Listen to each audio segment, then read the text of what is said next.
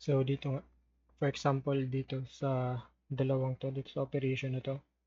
So, mali yung cell reference.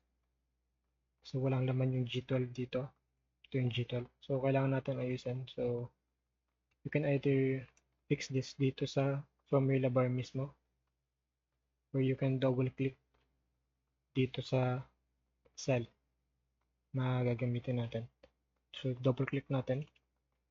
So, by doing so, makita natin yung mga reference cell dito, which is G12 and G14 na ginagamit sa operation. So, i-edit natin. Ayusin natin to. Gawin natin G13. Yan. So, okay na to. You can just press enter, or you can check this and click this check button here dito sa formula bar. Yan. Na-adjust na yung naayos na natin yung maling formula.